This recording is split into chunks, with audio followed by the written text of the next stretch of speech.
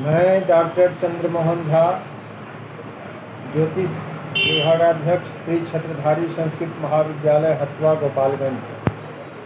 आज दिनांक 1/9/2020 को शास्त्री द्वितीय वर्ष के छात्रों के लिए ताजिक नीलकंठी योगाध्याय 53वें श्लोक से पढ़ाने जा रहा हूँ। अब बल के स्थान। लग्नेथ केंद्रे निकटेपि वास्य विलग्नदर्शी स्वगृहोच्च दृक्के मुशल्लहे स्वे निज हद्रिगोबो बलिग्रहो मध्य गतिस्प्रसिद्धः। भावार्थ यह कि लग्न में अर्थात योग ग्रह लग्ने केंद्रे अस्य निकटे अर्थात पंथरे विलग्नदर्शी स्वगृहोच्च दृक्के स्वे मुशल्लहे वा निज हदगः स बलि भवति।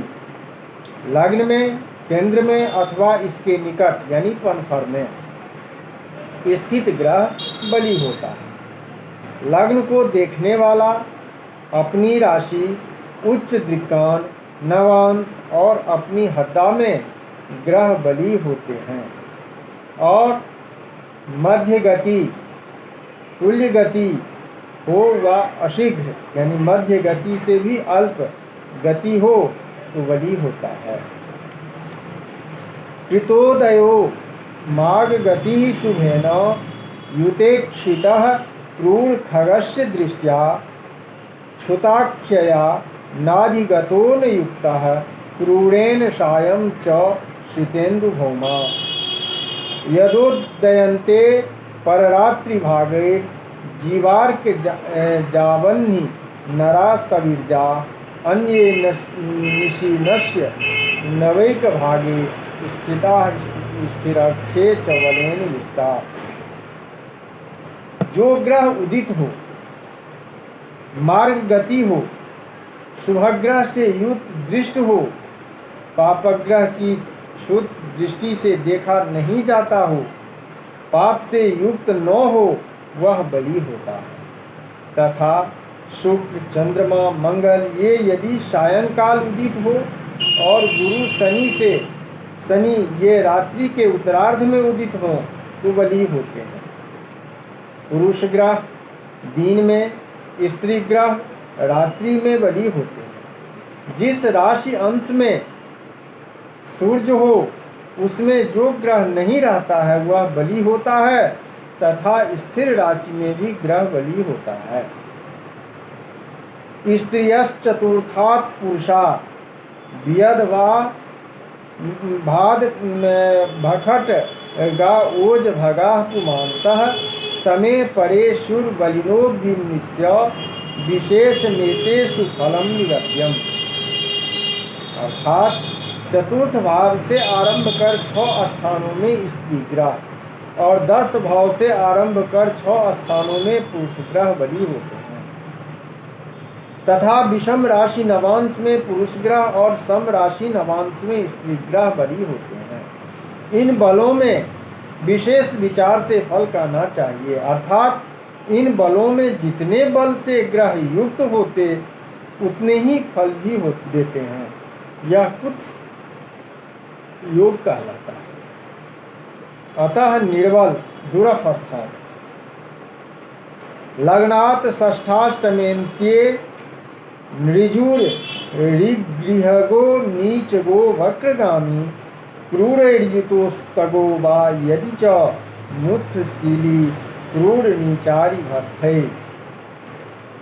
क्षुद दृष्ट्या क्रूर दृष्टो व्यय रिपु मृति गैरित्थसालम विधित्सु कुर्वन् वा निर्बलोऽयं स्वगृही नग भगो राहु पुच्छास्य वर्ती।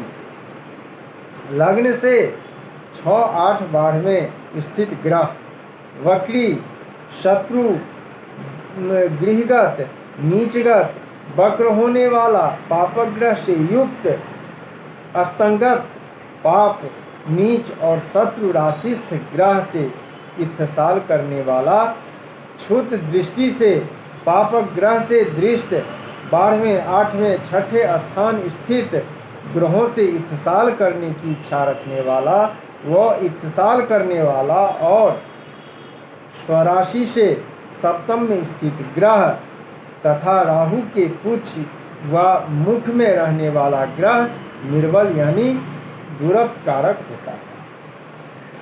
अनिक्ष मानस तनुमस्त भागस्थितः स्वभोच्चादि पदेश्च शून्यः क्रूरे सराफी नस वीर्य मुक्तः युक्तः कार्यम विधातुम न विभूर्यतोषु। लग्न को नहीं देखने वाला, अस्त राशि के नवांशगत उक्कादि पद से शून्य, पापग्रह से इसराफ योग करने वाला, ये सब ग्रह निर्बल दुरफ योग कारक होते हैं, क्योंकि ये कार्य करने में समर्थ नहीं होते।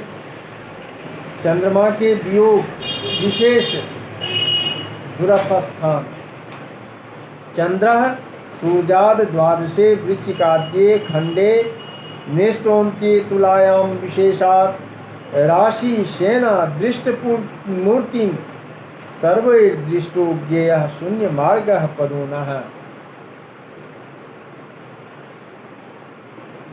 भाषार्थ यह कि सूर्य से 12वें स्थान में चंद्रमा हो तो निर्बल होता है तथा वृश्चिक के पूर्वार्ध में और तुला के उत्तरार्ध में विशेषकर निर्बल होता है। यदि राशि से नहीं देखा जाता हो, वह सब ग्रहों से अदृष्ट हो, शून्य मार्ग में हो, वह अधिकारहीन हो तो निर्बल होता है। क्षीणो भान्ते नो शुभो जन्म काले पृच्छायां वा चंद्र एवं विचिन्त्य शुक्ले भौमः चंद्र कृष्ण पक्षेर्क शूनु क्षुद दृष्टेन्दु वीक्षितो न शुभोषौ। क्षीण यानी कृष्ण पक्ष की एकादशी से शुक्ल पक्ष की प्रतिपदा पर्यंत तथा राशि के अंतिम नवांश में चंद्रमा शुभ नहीं होता। इस प्रकार जन्मकाल और प्रश्नकाल में भी विचार करना चाहिए। शुक्ल पक्ष में मंगल और कृष्ण पक्ष में शनि क्षुत दृष्टि से चंद्रमा को देखे तो शुभ नहीं होता। अब है दुरफ योग में दोष की अल्पता। शुक्ले दिवा नृगृह गोर्क सुतः शशांकम कृष्णे कुजो निशि समर्क्ष गतः प्रपश्येत दोषाल्पतां वितनुते पर्था बहुत्वं प्रश्ने अथवा जनुषि बुद्धिमतो हनीयम। अर्थात दिन के समय शुक्ल पक्ष में पुरुष यानी विषम राशिस्थ शनि और रात्रि के समय कृष्ण पक्ष में सम राशिस्थ यानी कृष्ण सम राशिस्थ यानी स्त्री राशिस्थ मंगल यदि चंद्रमा को देखे तो दोष को अल्प बना देता है। अन्यथा इस प्रकार न देखे तो दोष में अधिकता होती है। इस प्रकार प्रश्न लग्न और जन्म लग्न से भी बुद्धिमान को समझना चाहिए। ग्रहों के 5 प्रकार के हर्ष स्थान भी होते हैं। नंद, त्रि, खडलग्न, भवर्क्ष, पुत्र, व्यया, ईनादर्प, पदम, स्वभोचम, त्रिभम लग्न भतः क्रमेण स्त्रीणाम नृणाम रात्रि दिने च तेषाम। लग्न से 9, 3, 6, 1, 11, 5 और 12 क्रम से ये स्थान सूर्यादि ग्रहों के हर्ष स्थान हैं तथा अपनी अपनी राशि और उच्च भी हर्षपद होते हैं। लग्न से 3-3 राशि क्रम से स्त्री ग्रह और पुरुष ग्रह के हर्षपद होते हैं और स्त्री ग्रह के लिए रात्रि और पुरुष ग्रह के लिए दिन भी हर्षपद है। श्री गर्गान्वय भूषणम गणित विचिंता मनीस्तत्सुतो अनंतोऽनंत मतिर यथात् फल मतध्वस्त्यै जनु पद्धतिं तत्सूनु खलु नीलकंठ विबुधो विद्वत्शिवानुज्ञया योगान षोडश हर्ष भानि च तथा संज्ञा विवेकेभ्यदात्। इति षोडशो योगाध्यायः समाप्तः। अर्थात गर्ग मुनि के कुल गोत्र में चिंतामणि नामक ज्योतिषी हुए।